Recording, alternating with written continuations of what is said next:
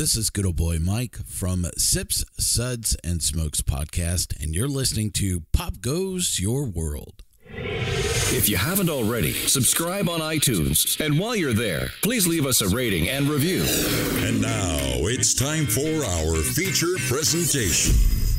I'm Chris McBrien, and the pop culture from Generation X is everything to me. And I'm Derek Myers, and I'm here to educate Chris on the great pop culture of today's generation. Episode 319, the best movie posters of all time.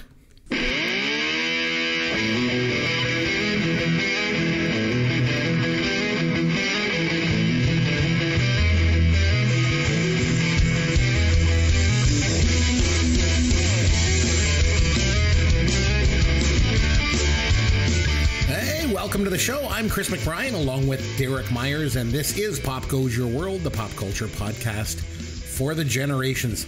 This week, Derek and I are going to list what we think are the greatest movie posters of all time. But before we get to our topic, Derek, what pop culture have you gotten around to since we last spoke, my friend?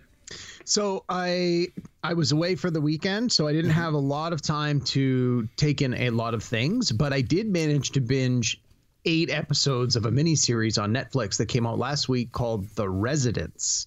Have you heard it? Did you happen to see it? Never even heard of it before. The Residents. Right. Okay. The Residents. Educate me, please. The Residents in question here is the White House. The residence where the president lives, like that part of the White House. Got it. And what happens is there's a murder, and a quirky detective is brought in to solve the case because she is, quote, the world's greatest detective. Mm-hmm. And you get 8 one-hour episodes where we follow this detective around and get to meet a wild cast of crazy characters played by many performers you will recognize from other places. Crazy characters in the White House, you say? Yeah, well, and we're not talking about like the politicians either. This is like all the support staff, because the person who gets no kidding. So let me tell you this. So one of the stars of the show is Giancarlo Esposito. Oh, he's great. He's great, and he's a big name. He's been in a lot of stuff. He's really come into his own in the last 10 years or so. And he's the guy who gets killed in the first 5 minutes of the first show. And I'm like, how do you cast that guy? And then it turns out most of the show is the detective interviewing all the suspects, and they're retelling what they saw on the night of the murder. So even though he's dead, everybody's telling their story about how they interacted with them. So he is actually in it. And they show the recreations of what they're describing. Well, yeah, so you he's get in to see it. them. They're like, cool. I saw him in this room, and then they show this person's. And again, a lot of it is the same events told from different characters' points of view. And because they're all unreliable narrators, they're all a little different. And the performer who plays the detective is Uzo Aduba. I think that's how you pronounce it. She was in Orange is the New Black. She won a bunch of awards. She's a very strong performer. I think I know the one you mean. She played kind of like that crazy person in Orange is the New Black. She was great. Yeah, she's fantastic. And she's in this, and she plays a detective named Cordelia Cup with 2 P's. Mm-hmm. And she's just this bizarre, quirky, again, I'm going to keep using that word quirky. That's the best way I can think to describe it. But she's clearly got an eye for detail and picks up on things, and just the performance she gives without speaking, like so much of what she does, even through in her interrogations and interviews with other people, is the body language and just the silence where the person who's leading the investigation, in this case her, doesn't say anything or doesn't always react to what is being said. And you let the other person sit there and squirm for a minute, and they go, well, what I really meant was this. And just the way that she performs in this thing is fantastic. It was created by a gentleman named Paul William Davies, and he is best known for the creator of the TV show Scandal. And there was a really good lawyer show called For the People that only ran a couple of seasons. He was a creator of that. And this is this miniseries, The Residents, is part of Shonda Rhimes' Shondaland. So again, it's got a certain level of quality and a certain number of performers in smaller roles that you're like, oh, I know that person from this show. No, it was really, really good. It's called The Residents. It's 8 episodes. Cool. It dropped on Netflix a couple of weeks ago. I managed to binge through all 8. I'm also working my way through. So that's a limited series. It's 8 episodes and done. There's no season 2. Yeah, coming. It's a whodunit, and then in the last episode you find out who done. Yeah. I like those limited ones, and it's just like, you get to an end and we're happy, But I would not be surprised whatsoever if the show is like it seems to be popular. It's been in the top 10 for the last 2 weeks. If they do bring back this character in some other form for another, to solve another mystery, wouldn't surprise me. But obviously this just came out, so we don't obviously have that kind of foresight yet. But yeah, and then I also had a chance. I started watching season 3 of White Lotus because I was waiting for it to finish and then I was going to watch them all in a row. Well, the final episode is coming up this weekend. And so I thought, well, if I watch one episode a day, I'll get to the last episode just in time to watch the finale. So I'm a few episodes in. I'll talk more about that next week once I've had a chance to finish watching that. And like I mentioned at the top, I was away for the weekend and the place where I was staying had Apple TV. So I got to watch a bunch of the episodes of season 2 of Shrinking. With Jason Harrison. I told you about that one. That's a good show. What do you think? Yeah, I saw season 1 and I loved it. So I managed to get through, I think, 4 episodes. Well, again, I wasn't at the cottage to watch TV, but it was late at night. People were sleeping. No, I loved it. I forgot how good that show is. Yeah. I forgot how good the performers were. It gets even better. The last episode. It was really good. I was glad I got a chance to dive in, but I was so disappointed. I knew I wouldn't get to finish. So if anyone. Now I got to find someone who's got Apple TV who can lend me their code. So yeah, in any case, yeah, no. So I didn't have a chance to take in. I actually didn't watch any movies this week. We didn't even do a movie review this week, so I didn't even have a reason to watch a movie. But I binged through The Residence, and like I said, I got White Lotus on my plate this week. So hopefully for next week I got a little bit more. And what was White Lotus season 1 and 2 like? Should I watch these? I hear lots about it. So. I like them. The pacing is quite slow, which a lot of people have a problem with. Like my wife tried watching it. She's like, no, it's just too slow. I'm not into it. And I'm like, yeah, but that helps you really give a chance to get the character development when it's not just action. You get to understand these characters a little bit. And that's a big part of the show is the family dynamic of all the guests who are staying at these hotels and why they're there and what their ups and downs are. And again, not for everybody, but it's won a lot of awards. It's got a lot of critical praise.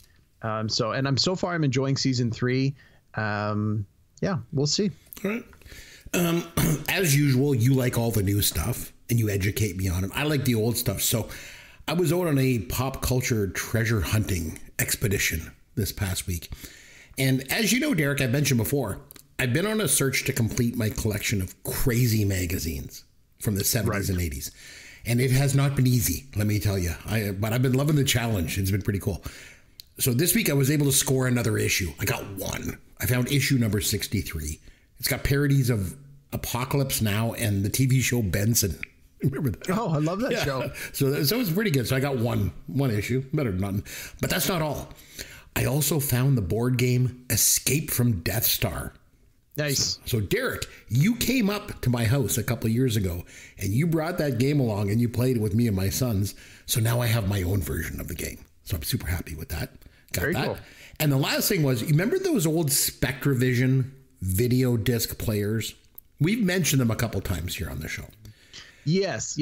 Like my grandparents had one at the cottage. Yeah, they were the precursor to the Laserdisc, right? Where you slid the sleeve in, and then when you pulled it out, the disc remained in the player. The disc remained in the player. You couldn't access the disc in any other way. It wasn't like a DVD where you could take it out and touch it. Right. Like you slid the whole thing in, and then it clicked, and then you pulled it out. And the video stayed in there and you played it. But the thing was, like, the whole case was this big thing. It was like the size of an LP. I guess. Yeah, it's 12-inch disc. Yeah. So then you got this like case that it's in, and the case would have like the movie poster on it, and on the back it would have some stuff and things like that. So I don't have a Spectravision player, but I now have a copy of My Bodyguard on video disc. Because I bought the actual Spectravision video just as a collectible, so it's over on the shelf. So, like I say, I don't even care that I can't watch the movie, on the disc. It's just a collectible for me. So that's kind of cool. So I come home with all this stuff. My son and I went out and we went on an expedition, and I came home with all that. And my wife is just rolling her eyes at me. Oh, and this makes my kids roll their eyes, my friend. Here's your dad joke of the week. Okay, Derek. A naked man arrives at a costume party with a girl on his back. I'm a turtle, he says. The party host says, who's on your back? And he says, oh, that's Michelle. Oh, my God. Michelle, Derek. It's Michelle. Do you play a musical instrument? A buddy of mine that I play Dungeons & Dragons with. I play guitar. The veil of professionalism has been pulled back. Is that a special kind of guitar? I don't always do as much homework for this podcast as I should. Hey, get off my car. I think you're going to be assaulted if you keep telling those jokes. And he's got to go in disguise as a woman. You are crazy. Okay, my friend. So we got to talking, and anyone that loves movies, obviously, loves movie posters. And back in the 70s and 80s, like some of those movie posters are so memorable. And I feel like they were just as important pieces of pop culture as the movies themselves were. So we thought it might be fun to take a bit of a trip down memory lane, talk about some of the best movie posters of all time. Before we get started, though, I want to ask you a couple questions. One question right off the hop, because you do all the newer stuff. Mm-hmm. Are movie posters still a thing? No. I didn't think so. No, I'll tell you what. I've been giving this some thought since so print media is dead. Mm-hmm. I mean, that's a bold statement, but back pre-internet, print media was very important. People read the newspaper, people bought magazines, and things like posters were important. And so if you had a good movie poster and you wanted people to come to see your movie, yeah, the poster would be up at the theater, but the poster would have also been heavily used in the marketing campaign, which would have been hugely involved print media. You would have had that poster appear in newspaper. People would buy a newspaper and open it up to find that the show times of when a movie started and what theater was playing in. Yes, and the entertainment section had all of them in it. You're right. The poster of the movie would be in there. You'd go to the movies, and before the show started, while you were sitting in the theater, they would give out free magazines, and they would have posters of movies coming up in the next few months for you to get, a little teasers where you could be like, oh, well, this looks like a good one. I don't know anything about it because the internet wasn't a thing, and you had no idea what movies were coming up, but you would see posters. Print media and the idea of the poster as an advertising tool to get people to go to the theater to watch your movie was huge. And it wasn't until more recently with the internet that part of the marketing has really gone away. Now it exists because eventually people are going to want to buy the consumable, the portable media. They're going to want a DVD or a Blu-ray or whatever, and so that needs a cover.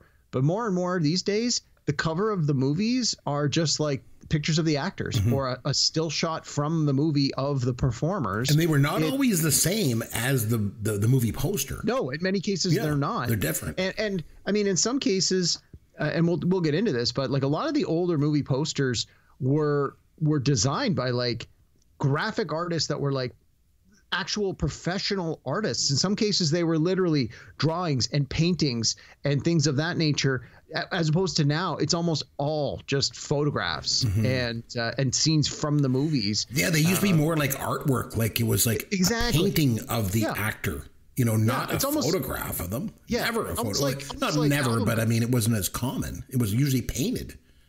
Yeah, almost like album covers. You look at album covers from like the 70s, even the early to mid 80s. So good. Like those are, and again, because albums used to be on 12-inch records. So you had a 12-inch by 12-inch canvas to display. It wasn't until DVDs took over in the late 80s, early 90s that 12-inch by 12-inch became a 3.5-inch screen. And you're like, well, you obviously design differently if that's the size of your canvas. And I think with movie posters, it was the same thing. Back in the day, because the print media was so important, the poster was so important. Nowadays, people are looking at the trailers online. They're hearing everything in their social media feed. They're not relying on one still silent image to sell a movie. They're relying on everything else. The performer going on social media, the performer going on podcasts and talk shows, the trailer, the teaser, the conventions, the junkets, the circuits, all that stuff. That is more how people find out about movies these days. Like it's rare that people will go into a movie and have no idea what it's about simply because, well, the poster looked good. Oh, I saw it was, directed by my favorite director or stars my favorite performer. The poster had their face on it. Okay, I'm going to go see what it is. Like that just doesn't happen anymore for the overwhelming majority of people. Hell, most people don't even go to the theater anymore. They just wait for it to show up at home.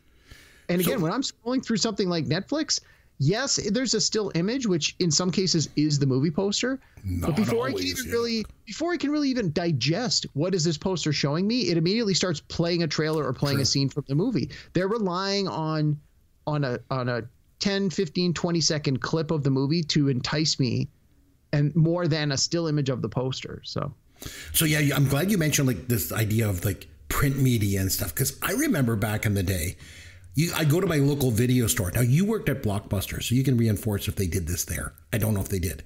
But my local video store that was like a mom and pop kind of shop, they would give away old movie posters. They'd roll them up, and then they'd put an elastic band around them and put them in a bin near the door on the way out, and you could just take them. Mm-hmm.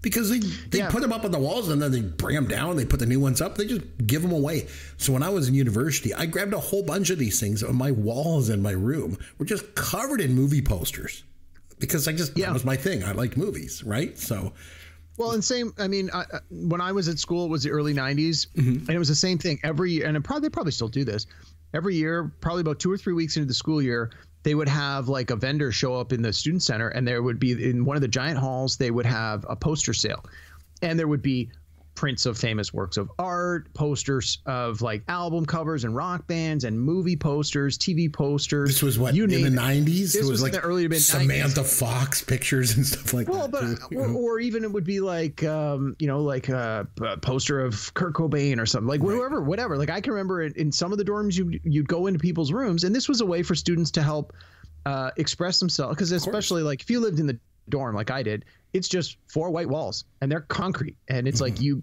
basically need to use duct tape to slap stuff on there, and when you're done it has to come off, so you're probably going to destroy the posters, and every year you just go buy new ones. And it was a way for students to really sell an identity when you had people come into your room, and it was like, oh, like I remember one year I had a bunch of the Pulp Fiction posters.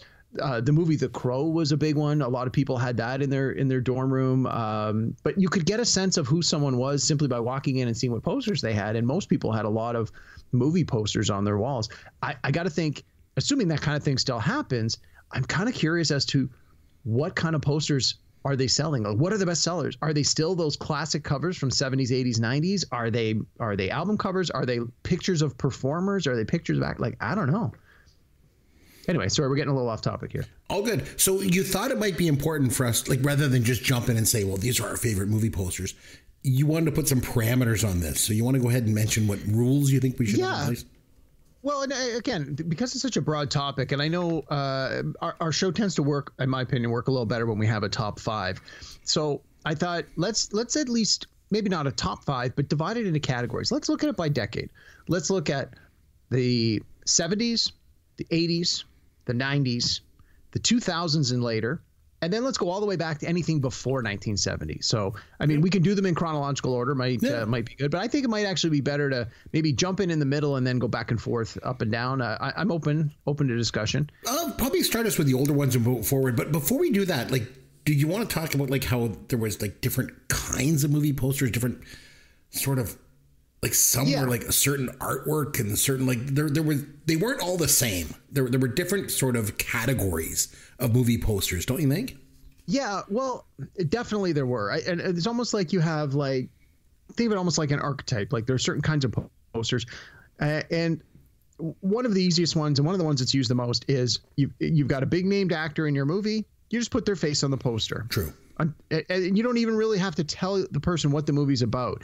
And it's just, here's like, think like Jerry Maguire, for example. Tom Cruise. It's literally Tom Cruise face on a poster. It says Jerry Maguire starring Tom Cruise. You're like, I don't know who Jerry Maguire is. We talked about this when we talked about bad movie titles. It's like, who the hell is Jerry Maguire? Why would I want to see this? Starring Tom Cruise, here's his pretty face. You're like, okay. Okay. Yeah. If you're a fan, and most people are, I'm going to go see what it is. And you got a lot of posters like that where it's just the in most cases it's a literal photograph of the performer. Maybe if there's a couple of big stars, you have a picture with the two of them, maybe interacting in some way, laughing or something. I'm thinking even like Annie Hall in the 70s was like this. It's just a picture of Woody Allen and Mia Farrow, not Mia talking Farrow, on the rooftop of the apartment. Just standing there. It's black and white, very simple, and it works. Again, if you're putting some of the most famous people in the world in your movie, you don't want to hide that. You want it up front. So that's a very very popular way to do it, very easy way to do it, very recognizable. Again, you don't have to sell your movie like it's called blah blah blah. It's like, I don't know what that means. Well, here's a picture of a famous actor. Okay, that guy's in it. I'll go see it. So you have that. One of the ones that I like and that we're going to talk about is I like the ones where they have like sort of a mishmash of everybody that's in the movie and all the things that happen. And I'll give you a good example are like all the Harry Potter movie posters are like this. It's all the pictures of all the performers. Usually it's a painting, but it's a very realistic painting.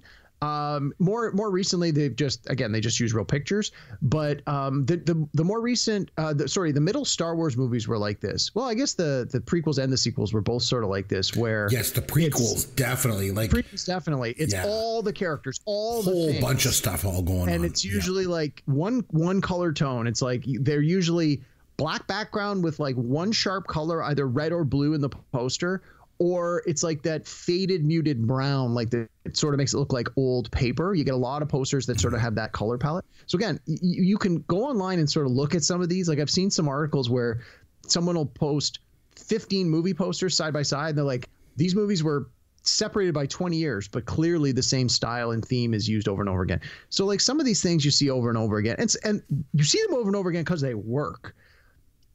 But every now and then you get a couple of posters that are just like, I have never seen something like that before. There's something on this visual that is just incredible or different or stunning or interesting or unusual. And I think those are the ones that we're going to largely make our list. I know for mine, that's sort of where I'm going. And sometimes the most simple poster is the best one. Mm-hmm. And I have a few great examples of that on my list as well. I'm sure you do. So I think it's good if we start chronologically. So let's just start with 1969 and before. This is a huge chunk of time. Yeah. But Derek, you want to get us started? Like, there's so many to pick from in this one. But what movie poster do you think from before 1970 is the best? I went with Alfred Hitchcock's Vertigo. Oh, that's a good one. Yes. Yeah. So we talked about how some of the older posters are actual like paintings and designs. So there's the designer Saul Bass, who was a really big deal in his day. He did these incredibly creative, illustrative posters that were very like avant-garde kind of art, like pop culture art. And you could almost use the poster as a literal, like hang it in a gallery style art. And with Vertigo, it's this very stark orange, bright orange poster with like this sort of geometric circular design to obviously, like the movie Vertigo is about a guy who's got the terrifying fear of heights, and it's got the silhouette of like a body on there, and it jumps right at you. The orange is not a color you see used in movie posters very often, and it really jumps out for that reason as well. Saul Bass also worked with a lot of directors to actually design opening credit sequences. And so he's, again, very famous for that. He did movies like North by Northwest, the original Ocean's 11. If you've seen the Catch Me If You Can with Tom Hanks, that one is inspired by the Saul Bass style, where it has like the lines and the bars that are coming up and down and that graphic illustration of the two characters running after each other. Heavily influenced by Saul Bass. So not only did he do movie posters, he did opening sequences. But yeah, when we're going way back, I found a lot of the original movie posters were pretty much just photographs or paintings of the people in the movie with no real context. Mm-hmm. And I was like, I thought they're kind of boring. But Vertigo to me was one of the first ones, sort of that pre-1970s, where I'm like, this is different than everything else that was happening at the time. It says Vertigo. It says Alfred Hitchcock. It's it had just enough on there to really get you interested in it. And I'm just looking at the poster now. James Stewart, Kim Novak, and Alfred Hitchcock's masterpiece Vertigo. Like, what more do you want? This poster is fantastic. Like it. Yeah, like I said, there's so many to pick from. This category was hard for me because unlike the 70s or 80s, it's a little bit tighter. This is huge. But I decided to go with the first major blockbuster of all time. And that is Gone with the Wind. It is a really great movie poster. So I'm glad you mentioned orange in Vertigo, because you said orange isn't used that often. But Gone with the Wind has like red, orange, yellow, all going on. It's like all the fire of Atlanta is in the background. And then in the foreground, you're almost representing like the fire of their passion is, you know, you got Clark Gable holding Vivian Leigh and he's like bending her over. And I guess that sounds pretty bad, actually. I was going to say, phrasing, man. So, yeah, this is why a video podcast might be a much better idea for this topic. I don't know. He's not bending her over. It's not behind the green door, for crying out loud. It's like he's dipping her to kiss her. Yeah. You know what I mean? It's like it's like Han Solo and Princess Leia in The Empire Strikes Back. Like he's like, you know, bending her to kiss her. So anyway, the movie poster, Gone with the Wind, it's got, like I say, all these colors. It's like a painting, and then but it's still at the bottom. It's got like Tara, you know, the mansion and everything else going on. It's just so good. It was the #1 movie at the box office for like 25 years. And it still holds the record for the most tickets ever sold for a movie.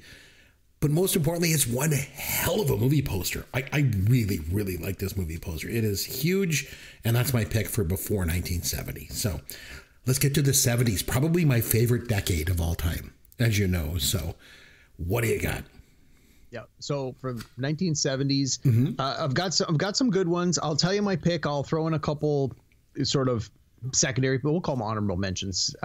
So the one I'm going with is James Bond, Live and Let Die. Oh. And I got to say, James Bond movies have had a history of fantastic movie posters. I knew I wanted to definitely get one on the list. And a lot of the ones that I really liked are from the 80s, even a couple in the 90s. Like For Your Eyes Only, where he's like, standing, the girl's legs are like, exactly, so good. But I found that the James Bond posters just got more and more interesting. And so Live and Let Die, correct me if I'm wrong, this is the first one with Roger Moore, right?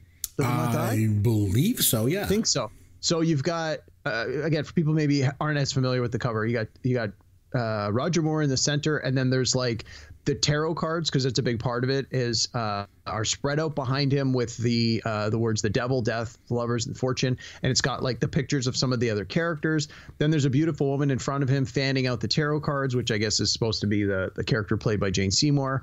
And then beneath that, you have like some of the action pieces. You got a couple of the speedboats, you have the cop car, you have the alligator, and there's this explosion behind him.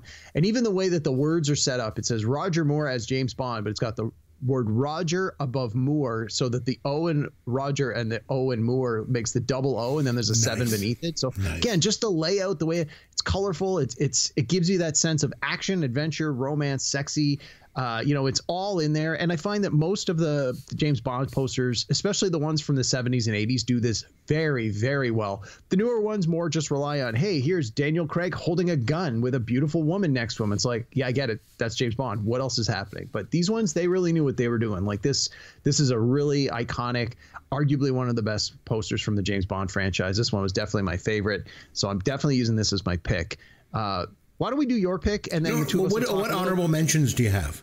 So I talked before about how the idea of you just put everybody on the poster. I actually like that idea if it's done well. And there were a couple of movies in the 70s where they had illustrative sort of cartoony posters. So I'm looking at American Graffiti and the Bad News Bears were both done by Mort Drucker, who's an artist from Mad Magazine. Mad Magazine, and Animal House from 78, Rick Meyerowitz did that one. And they look, for a long time, I thought those were all done by the same artist. I didn't realize they were different, but similar, where it's this idea of you have this like illustrative caricature of the characters, but you have all the characters depicted. Again, it's like, because it's this familiar, like Matt Drucker, an artist for Mad Magazine, like most people were familiar, even if they didn't read Mad Magazine, you'd see the poster and it's sort of, because these were comedies, it almost puts you in that frame of mind of, well, Mad Magazine's funny, this movie must be funny. I don't know anything about it, but it was just this creative take. So I've always liked those kinds of posters as well. And I found that you saw those a lot in the 70s. So those were sort of my honorable mentions. I didn't want to put them on, like make them my pick, but I like that style. And that was very, very big in the 70s. I'm glad that you mentioned Animal House, because that would be an honorable mention for me too. Like Rick Meyerowitz did a great job on it. And the thing is, it's got everything in it. It's like a cartoon. It's like cartoony, but it's got all the major characters. Got Belushi like up at the front. It's almost like it shows the whole house goes up like a triangle. It's got like Belushi at the top holding onto the pennant, and he's got the shirt with the says college on it. And he's, you know, holding onto the keg, and you got D-Day driving his motorcycle, and you got Otter down front. And no, I like that's a good one. I like that. But I love the 70s, like I mentioned. So I have some other honorable mentions. I got to mention Star Wars, because the one I'm thinking about, like, it had like two different iterations. There's the one where like Darth Vader's head is in the background looking to the left, and like Luke is standing with a lightsaber up over his head. And Leia's crouched in front of him. The two droids are there. The first version was done by Tom Jung, and it was like kind of artsy, like it was really painted nicely. But the second iteration was the sort of the same concept, but it was a bit more comic bookish. It was done by Greg and Tim Hildebrand. That's the most popular one, I'd say. It was also on the comic adaptation. And the only reason that this didn't make my pick, and it's an honorable mention, is because there's a few different versions of the Star Wars poster. So I couldn't really go with it, because there's also one where Luke and Han and Leia are all shooting blasters, you know, and that's Darth is in the back. Yeah. So there's just so many different versions. So that's why I ruled it out. Another one that really represents the decade of the 70s to me is Saturday Night Fever. Yeah. Because it's got the disco floor with all the colors, and it's got John Travolta with that white suit doing that pose with his hand up. But I think the best movie poster of the 70s, maybe the best movie poster of all time, is Jaws. Yeah, it's so iconic. Oh, God. So I have a copy of the original novel when it first went to paperback. And the cover art, it's similar to the movie poster, but not quite the same. The shark looks more like gums than Jaws. You don't see any teeth. And it's got these really muted colors in it. Not like the movie poster where it's got that vibrant blue water and the razor sharp, scary teeth of the great white, you know, as it comes up to attack Chrissy Watkins. So to me, it's very simple, colorful, scary, tells you exactly what you're going to get with this movie. So Jaws is my pick from the 70s. So let's move on to the 80s. Good pick. What do you got?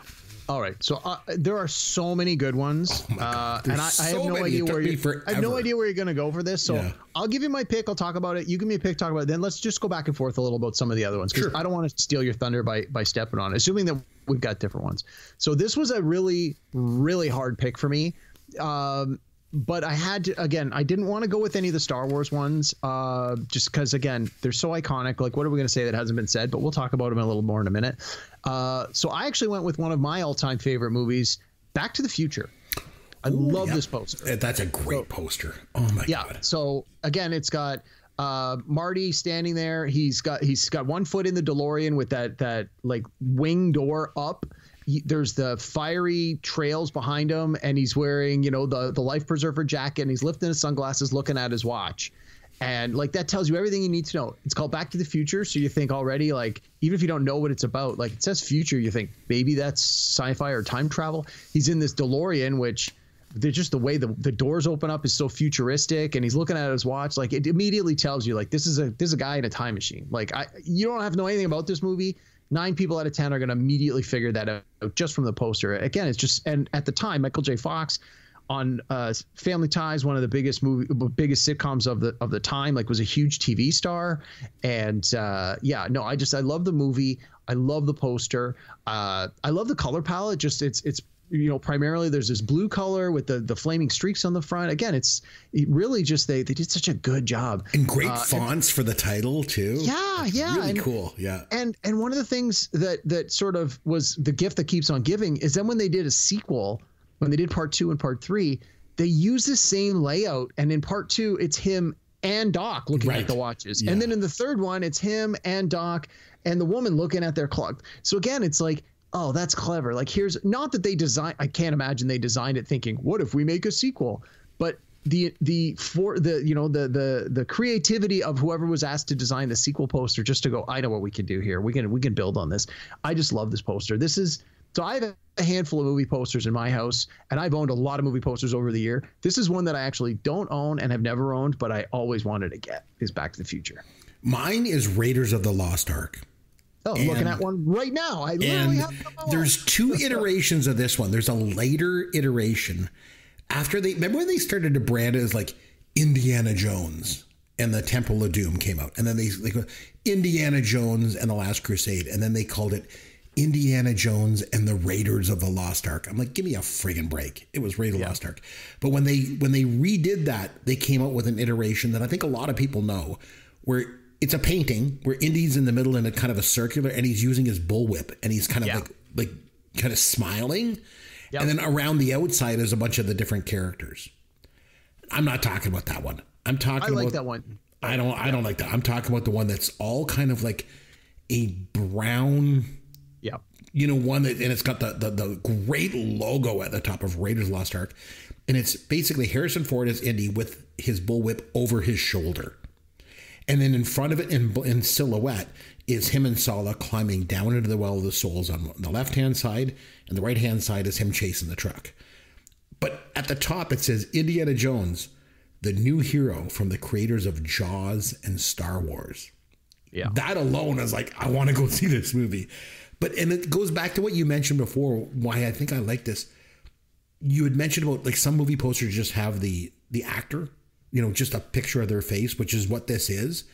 How do you take Han Solo, who is like, he should be typecast in this role, and put him and take his face and put it on here, and it's completely different? Love it. They pulled it off. I love that movie poster. It's up there with Jaws. I know it's coincidental because Jaws and Raiders are like two of my favorite 3 movies of all time. So it goes to say that I love the movie posters, but that movie poster is so good. And it also, just the tones of it, kind of the sepia tones of it, makes it look like it looks like that faded paper. Yeah. Yeah. And that's what it was. It was supposed to be like a throwback to the old serials from the 30s. And that's exactly, the movie poster is perfect. Love it. So you had some honorable mentions. The fact that he's got the fedora and he's got the whip over his shoulder, like again, it's how do you convey to an audience in 1 second that this is not Han Solo? Yeah. He's in completely, this is, I love this poster. I always have. When movie first came out, when I was a little kid, I had a poster on my wall for years. I actually had the poster you're describing hung up on my wall. I'm looking at it right now. I've had it for 20 years. I love it. It's one of my all-time faves as well. I feel like the other one I mentioned first, where he's like using the whip and he's smiling, like, what's that? Whereas this one, he's not smiling. He's more serious, this one, he's just serious. It's not an action picture or like an action, it's not depicting him doing anything other than just standing there, So the one you're talking about, I'm fairly certain, was for the 10-year anniversary release of the videos. That sounds about right. Yeah. Yeah. I'm pretty sure that's where it was from. Because everywhere I saw it, because I was looking for that poster for a while, and it was every one of them said 10th anniversary of this movie, blah, blah, blah. And I was like, I don't want all that extra crap on there. So a very close second pick for me was another Spielberg. Let me tell you, Spielberg is going to be talked about a lot tonight. He knows what he's talking about when it comes to, I mean, I don't think he designs these posters, but I think he knows the right people. The poster for E.T. is iconic. It's the E.T.'s finger touching the finger of the boy, which obviously we now know was probably supposed to be Elliot. And it's sort of in that recreation of the Sistine Chapel where it's God doing the creation of Adam. Like the iconography of just having the two hands touching in that way. And there's like a little beam of light, a little starburst where the two fingers touch. And at the bottom is Earth. The bottom is Earth. Yeah. It just says, it's got the big letters E.T. Some of the versions have a little tagline on there where they say, he's afraid. He's totally alone. He's 3 million light years from home. Some of them don't have the text on there. It's just like, again, E.T. was unlike any movie alien we had ever seen before. How do you advertise for this without blowing the reveal of the movie? Well, this is how. All you show is this creepy hand, and you're like, what the hell is this all about? But the fact that it's touching the hand of a child, you're like, it's friendly. It's not a horror movie. Exactly. And let me tell you, horror movies have some great posters. And I'm going to talk about a couple of those in a few minutes. But yeah, E.T. makes my list. What else? I got a few more, but let's bounce back and forth. Sorry, but when you mentioned E.T., then that was the first incarnation of the movie poster. I remember seeing it in the newspapers at the time in 1981 or 1982. I just, oh my God, it was so good. But they also came up with a second one, which then had the moon with the bike going across, which is, the iconic picture. And that is one case where you had a secondary movie poster, which was just as good as the first one, I thought. Oh, absolutely. It was so good. Absolutely. So, yeah. Okay, what other honorable mentions you got from the 80s? I like Batman, 1989. Oh, so good. Just the logo, good. black Nicholson, background, Keaton, gold and it's got logo. that cool logo. That's Yep, it. and it's like this 3D logo, and honestly, and so again, as a comic book nerd, that poster was on the back of every comic book in 1989 leading up to the movie, and it didn't even have the names. It just had the logo, and it said June 23rd. That's all it said. And for the longest time, my brain couldn't process that it was the Bat logo. All I could see was the negative space. I was looking, I'm like, is this weird mouth with teeth? Like, what am I looking at? And then one day it just clicked, and I'm like, that's the Batman logo. How did I not realize that? It's again, it's just straightforward, simplistic. So I love that. Another one that's got a really just recognizable logo right away, Major League. It's the baseball. It's some of the later posters. It has the pictures of the 3 stars in the form of like baseball cards. But the original poster was literally just the baseball with the sunglasses, the mohawk, and the tail feathers. That was it. And it's got motion like lines on it. Yep. Yeah. So cool. Yeah, I'm like, again, simplicity at its best. How do we convince people to come and watch a comedy about baseball? Bingo, here you go. So I've got another honorable mention I want to mention. I'm glad you mentioned horror movies. You know what movie poster I think is great is Friday the 13th, the original.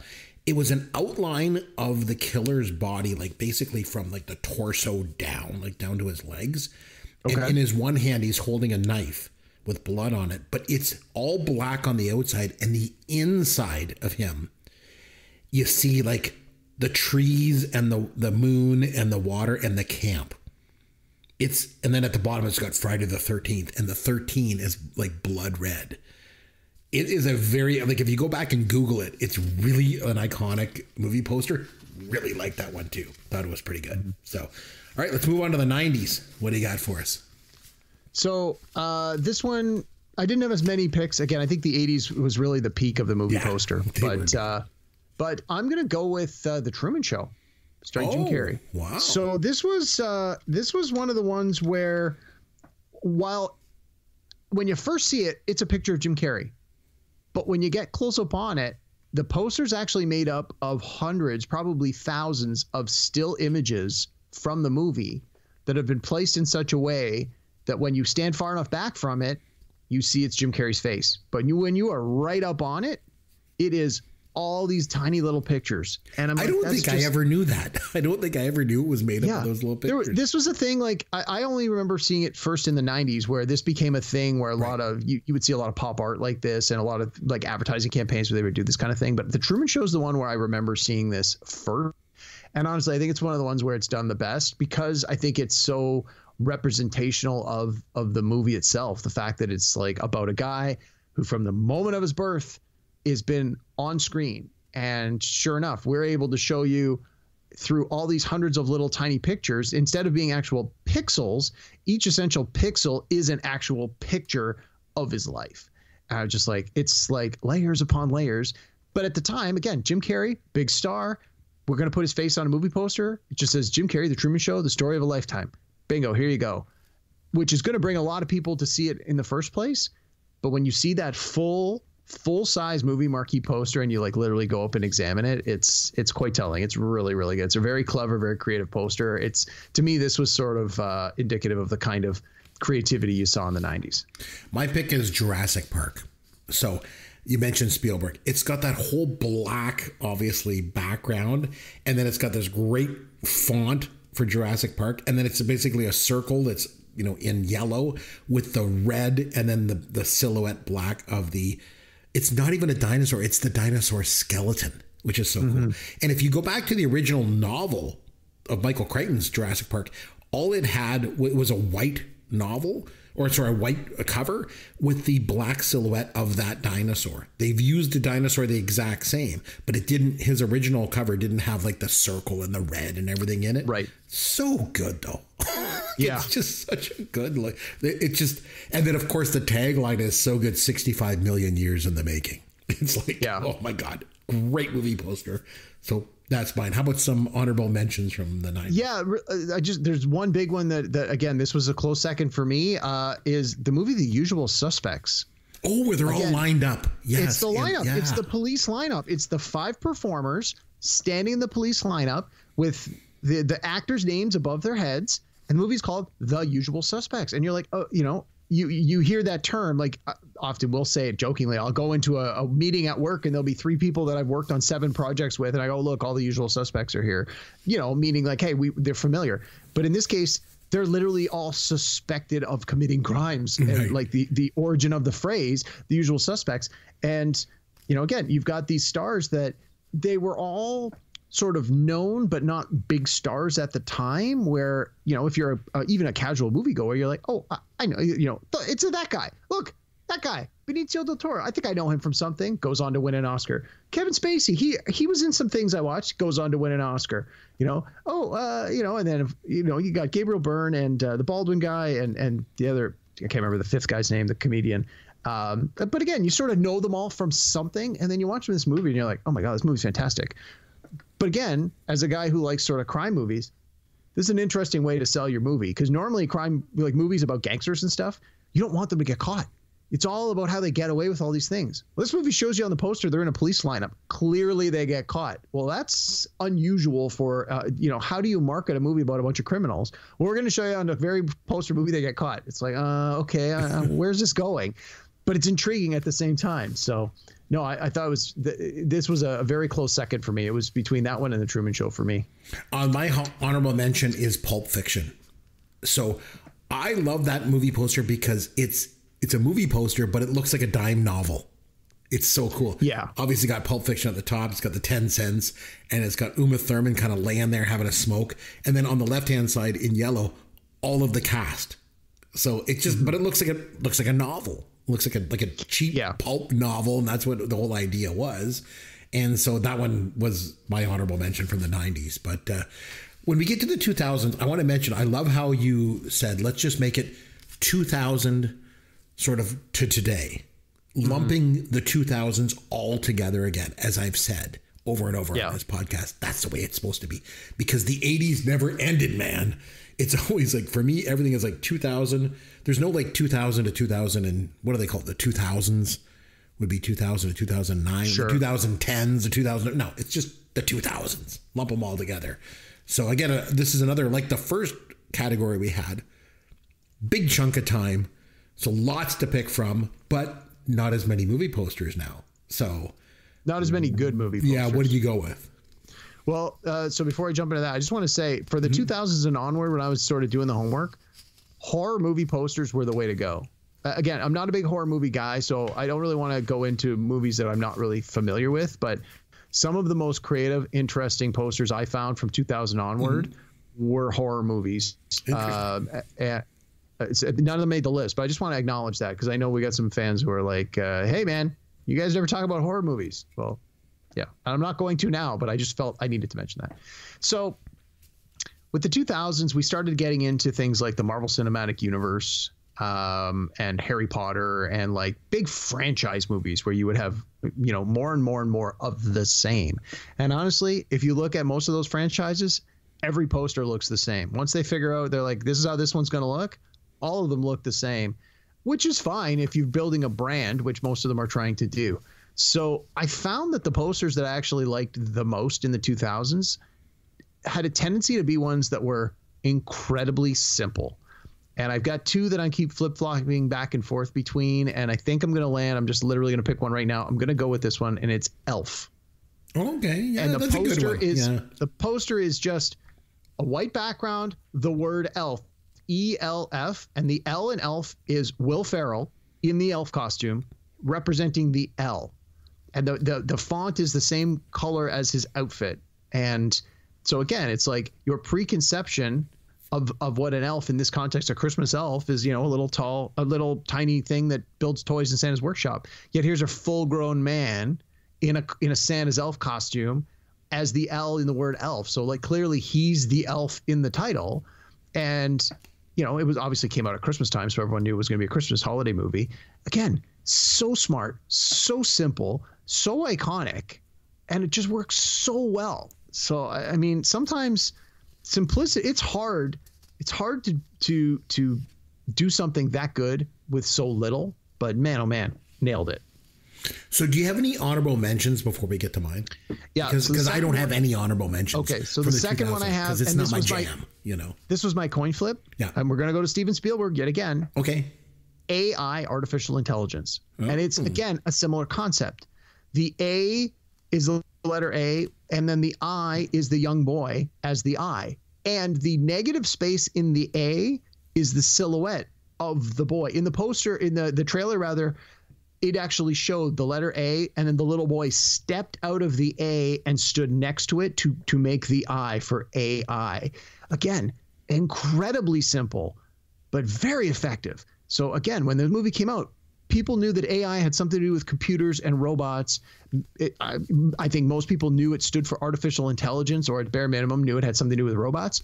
And the eye is the silhouette of a child. So again, you're not getting your typical, robot that destroys the world kind of movie. Here's a movie where clearly the robot is going to be this young boy. And again, just it tells you so much with so little visual, but it just works so well. So that's my honorable mention. And then in the 2000s, the Marvel Universe, all their posters look the same. But the one they've got for Avengers Infinity War, where they bring all the characters together after 20 movies, and it just has all the characters on it. This is, this has been done before, but man, oh man, this is the best one they did. It was the best movie, and they really nailed it. They're just like, we have 30 A-list stars in this movie. We're going to put them all on the poster. And they did. And it looks great. And the colors are interesting, and the way they've laid it out, and they've got the big villain in the middle. And you can find 50 other posters that are done the same way, but they really just knew what they were doing when they got to this one. So that one's sort of a lower tier honorable mention. So what about you? What do you got for the 2000s? So I'm glad that, going back full circle, I'm glad that you mentioned in your first category that orange for Vertigo is not a common movie poster color. Because I'm actually, the one I've picked for the 2000s is orange, and that's the 40-Year-Old Virgin. So really? I love that one because it's got the orange and the kind of like the yellow and the white in behind him, but it's just Steve Carell looking off to the side with the most bizarre look on his face. Mm-hmm. It's just like, it's not even really, if you watch the movie, his character doesn't look like this with this funny look on his face. He's just kind of a naive, kind of shy guy. But the picture and the poster is so funny. The look on his face is just the best. I don't know. It's just so goofy looking. And it was such an important movie poster that it's just been copied over and over again. It has. If you look at like Sausage Party or even The Informant, or just a look on the face has been copied in Step Brothers. Like, it's just been done over and over again. It's such a great movie poster. I absolutely love it. It's a great movie too, which I'm a fan of. But I just think it's influential, and it also sort of brought back the comedy, because the comedy was a dying art form there, like in the late 90s and 2000s. So to see this kind of bring it back, I thought it was great. And I just love the movie poster. There's just something about him, the look on his face, his eyebrows up, the smile on his face. It's great. So yeah, it's like a combination of goofy and innocence. Yeah, it's kind of all wrapped into one. So anyway, I really liked it. So great job. Lots of movie posters to talk about. We could have probably talked about 8 million more of these things, but let's have some fun with Caveman. All right, my man. We have played this game once before, but I thought since we're doing movie posters, we could play another round of movie taglines.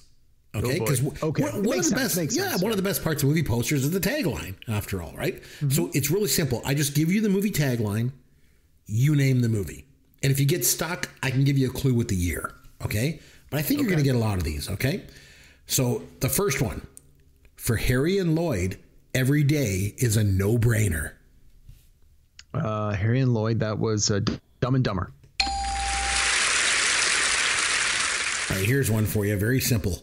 Work sucks. Oh, that was Office Space. That almost made my list. Yeah.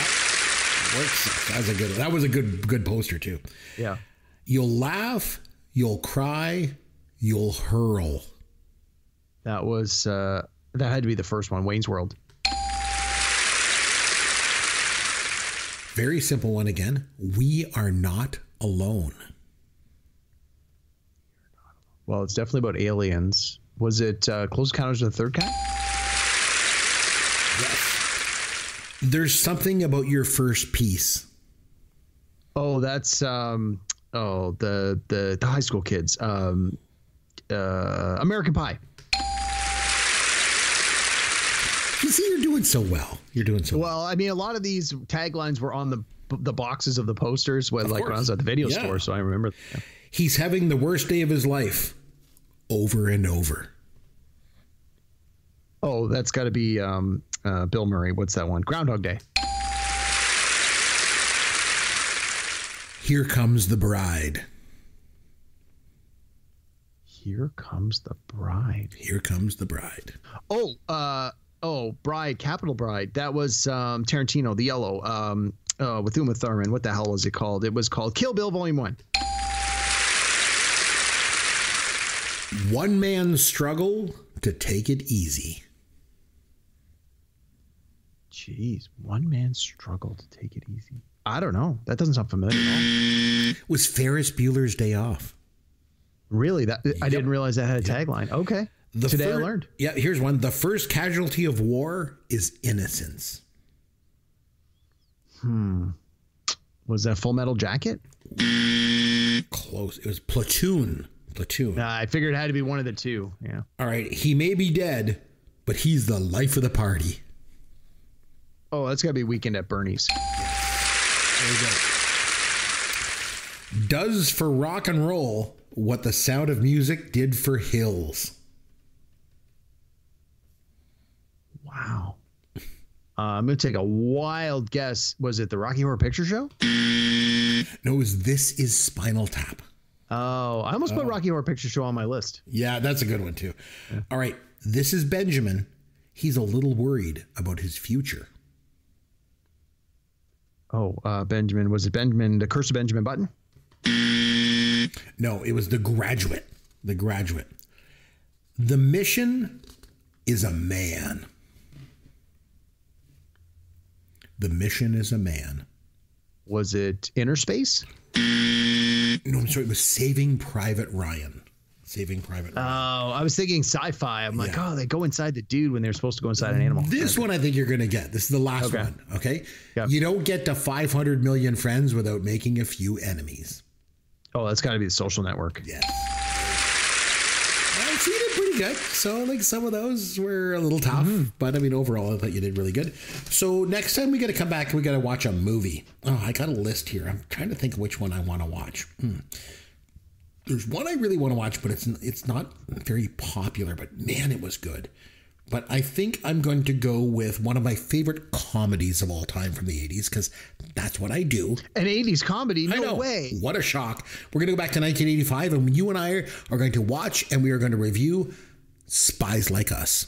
I was just about to say, is it going to be something starring a Saturday Night Live alumnus? What a shock. Again, it's me from the 80s. So we're going to watch Spies Like Us. Most people know that movie. And we'll come back here and we'll review it next time. So you're game to watch that one. I don't know if it's available on the streamers. You might have to pay $4 to rent it. I'm good. But I've got it on DVD somewhere, I'm sure. So I'll pull it out and watch it. And I'm sure most people have seen it before. So that's what we'll do. We'll come back next time. We will watch and review Spies Like Us. I'm Chris McBrien. I just want to say on behalf of myself and Derek Myers and our producer Sloth, we want to say thank you very much for taking the time to listen to Pop Goes Your World, the pop culture podcast for the generations.